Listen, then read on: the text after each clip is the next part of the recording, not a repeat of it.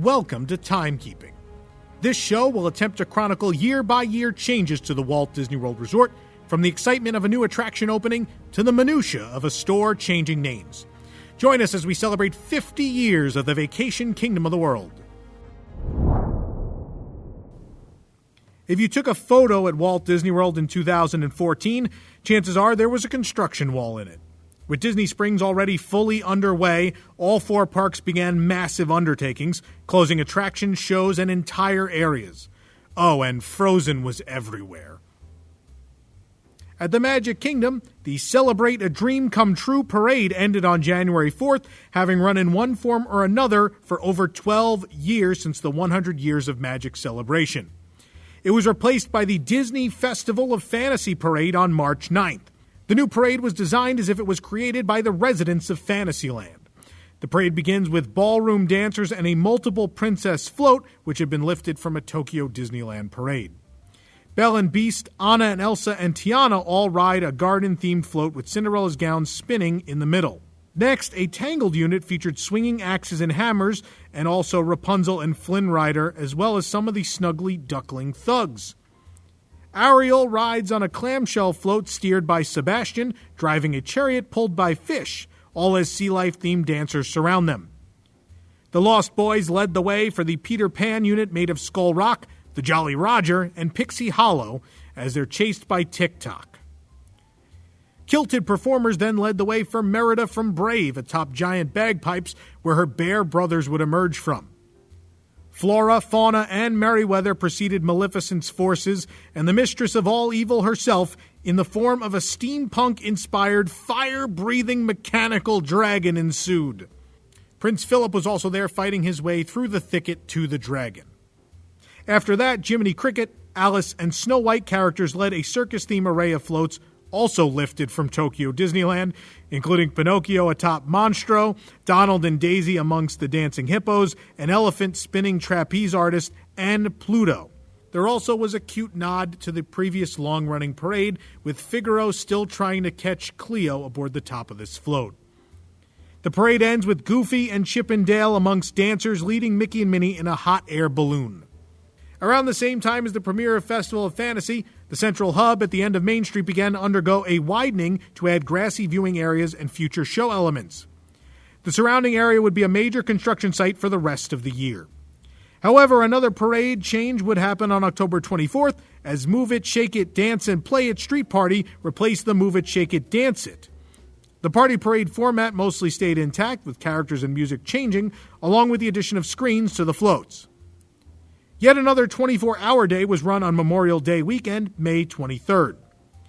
Summer would also see curb flattening around parts of Main Street, making the sidewalks more accessible and cutting down on tripping hazards.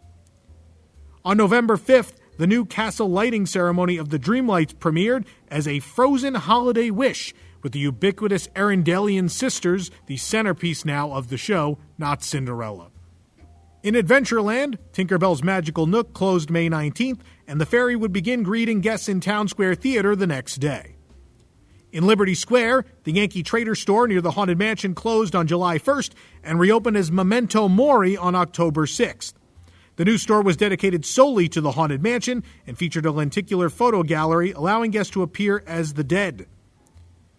Tomorrowland saw the enclosure of the Cosmic Rays balcony seating in March and a new paint scheme over the newly refurbished Rocket Tower Plaza in August. The majority of New Fantasyland would finish in 2014. The King Triton statue appeared at the DVC kiosk across from the Little Mermaid in February.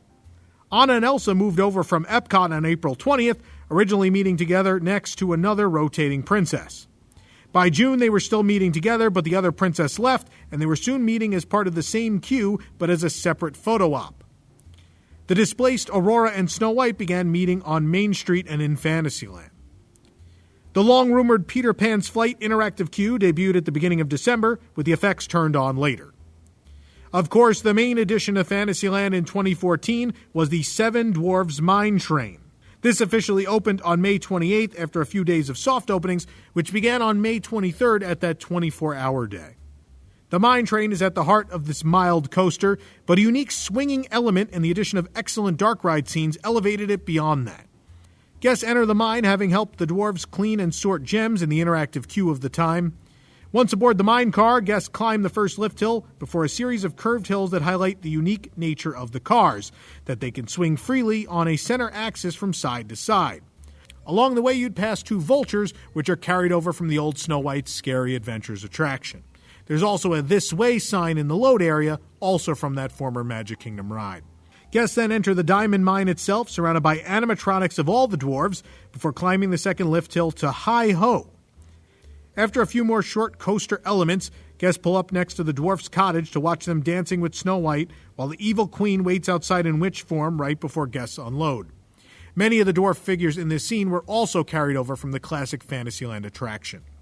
Opening the year previously was Princess Fairytale Hall, in the space that used to be Snow White's Scary Adventures. This would be a space where guests could meet different princesses in a meet-and-greet experience every day. Over at EPCOT, Future World saw few changes in 2014. A strange brown-based color palette paint scheme was added to Innoventions in April. Where's the Fire closed in Innoventions this year.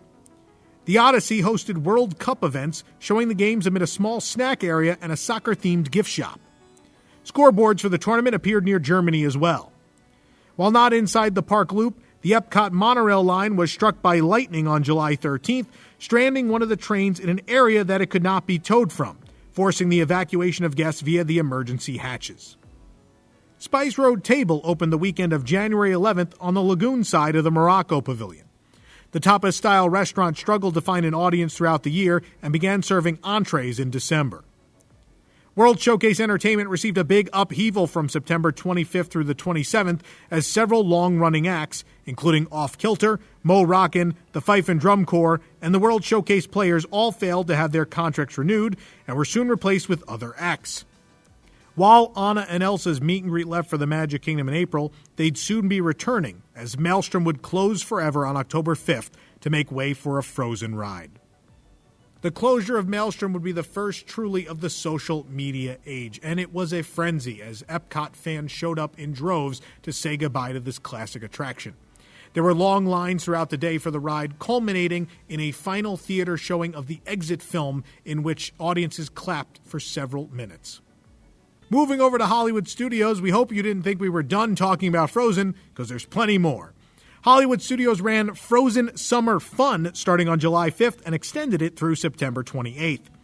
The event featured the Royal Welcome, the Take-Along Olaf Coloring Crafts, a mini parade with Anna, Elsa, and Kristoff every day that ended at the Sorcerer's Hat stage in a mini show, special shops and snacks, an upcharge ice skating rink in Disney's Hollywood Studios, ice carving, as well as live music all inside Soundstage 1, and a dance party, as well as a unique fireworks show. The main attraction was, for the first time in forever, a Frozen sing-along celebration at the Premier Theater in the backlot. Comedic Arendelle historians would tell the story of the film interspersed with songs and character appearances. Elsewhere in the studios, please bear with these jokes, the Monsters University meet and greet was themed back to Monsters Incorporated, with some of the decorative nods to the prequel in February. Constantine, the evil Kermit doppelganger from Muppets Most Wanted, was added to the Muppet Vision pre-show in March. LA Prop Cinema Storage on the corner of Hollywood and Sunset Boulevard closed on June 16th to make way for the studio's Starbucks location. In the ABC Sound Studio, Maleficent previews were held starting April 18th, replaced by previews of Guardians of the Galaxy on July 4th. On August 12th, Disney began supplementing on-ride photos with on-ride video at the Twilight Zone Tower of Terror. Disney attempted to create a sequel to the successful 2013 Unleash the Villains event, with August 23rd's Villains Unleashed to almost zero success. Plagued by overcrowding, some lines to meet characters would reach lengths where it would mean guests could only meet 1 to 2 characters during the entire course of the event, and given the rotations, it was not clear who they would even meet when they got to the front. Lines for merchandise and snacks were also incredibly long. There were tons of complaints, and Disney initiated a no-questions-asked refund policy by the end of the night, meaning no matter what the excuse, if you asked for one, you would be refunded or given tickets to another after-hours party event, probably at the Magic Kingdom, whether it be the Halloween or Christmas party. Early in the summer, it was announced that the American Idol experience would close in 2015, but that date was accelerated and the show closed August 30th. October saw new exhibits in One Man's Dream, including old merchandise from the early days of the company and models of Buena Vista Street and Mystic Manor. On October 24th, WDWNT.com was the first to announce that the Sorcerer's Hat and the shop underneath it would be removed in 2015. Soon after that, it was announced that Turner Classic Movies would be sponsoring and updating the great movie ride just behind the hat.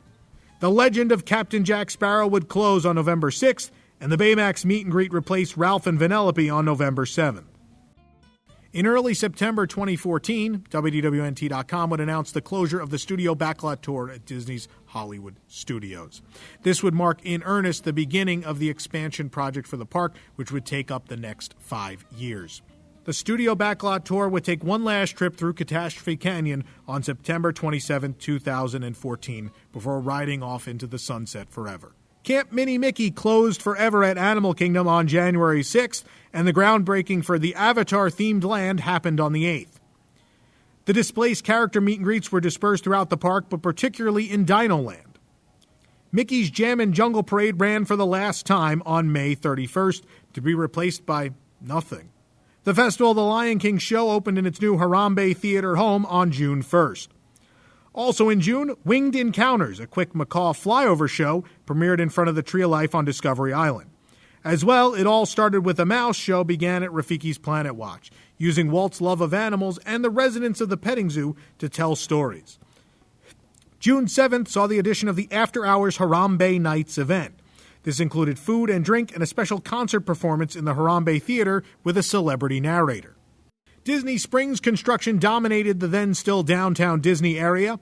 Demolition of certain areas continued, while buildings, bridges, and parks appeared at fairly steady rate. The House of Blues opened a quick-service area called the Smokehouse in January. Team Mickey Athletic Club closed in February, followed by Pollo Campero and Baby Cakes in March. The United World of Soccer store opened on the west side on May 22nd. The Marketplace Co-op opened in the former home of Team Mickey on June 6th, featuring 6 shops inside: Cherry Tree Lane, D-Tech On Demand, The Trophy Room, Disney Centerpiece, Beautifully Disney, and Zoe and Pickles. The Wonderground Gallery joined the store in July. Also in June, the 2 Starbucks locations, one on the west side near Characters in Flight, and the other smaller location attached to the World of Disney, both opened. In front of Fulton's, Sublime and Set the Bar kiosks opened in October. November saw the addition of Waterview Park in the landing area, formerly Pleasure Island, and Food Truck Park on the west side later in the month on the 25th. The Orange Garage began to open in stages, first serving guests on November 20th. With the first garage opening, parking lots A through G closed on December 1st. Throughout December, construction walls began to come down around the still empty facades, and the Landings Railroad Depot theme began to emerge. The Landings restrooms also opened near the end of the year, marking the first offering of the Landing to open. The Polynesian Resort, or after the sign was updated in September, the Polynesian Village Resort, saw significant updates as part of its Disney Vacation Club expansion. The resort's lobby closed in March and debuted its new form on December 19th. The large fountain was removed and replaced with a smaller version and much-needed seating. Moana Mickey's Arcade closed March 31st, and no arcade would return to the hotel. Club Disney replaced the long-running Neverland Club for children in June, but was renamed Lilo's Playhouse in November. The renovated Captain Cook's reopened on August 13th, and the new Dole Whip location, the Pineapple and I, opened outside the Great Ceremonial House near the volcano pool, which was also being renovated. September saw Moana Mercantile replace Trader Jack and Samoa Snacks on the second floor of the lobby, and a new Magical Express area opened at the resort in November. Construction of the Overwater Bungalows and conversion of Rapa Nui and Tahiti to Disney Vacation Club villas lasted throughout the year. The 2 longhouses were renamed Morea and Pago Pago, their original designations. Elsewhere, the third-party boat rental operator ceased renting watercraft at Port Orleans Riverside, Old Key West, Saratoga Springs, and Caribbean Beach on March 2nd. Atlantic Dance Hall tested karaoke for 8 weeks starting March 27th. Spoiler alert, it didn't go well. March 31st saw the addition of the 30-day FastPass booking window for now resort guests, and all guests were allowed to start booking additional FastPasses after using their pre-booked ones starting April 28th. Over at the Boardwalk, Cat Cora's Cucina closed on September 30th and opened as the Italian Trattoria Al Forno on December 18th. The Four Seasons Resort Orlando opened on Walt Disney World property on August 3rd. The non-Disney operated luxury resort features the Kappa, Ravello, and Plancha restaurants, lobby and pool bars, an adult-only pool area and a spa, and an Explorer Island pool and lazy river area. Other recreation includes tennis courts, golf, the Hideout Arcade, and a character breakfast at Ravello. The resort is situated to the east of Fort Wilderness. Much more closed than it did open in 2014, but the year showed promise of new things to come. While some things would not be announced until the next year, it was clear the closures were for important updates. While classics like the Studio Backlot Tour and Maelstrom will always be missed, 2015 would show us what was coming to replace them in a new Walt Disney World that would fully take advantage of the company's intellectual properties. Well, time sure flies.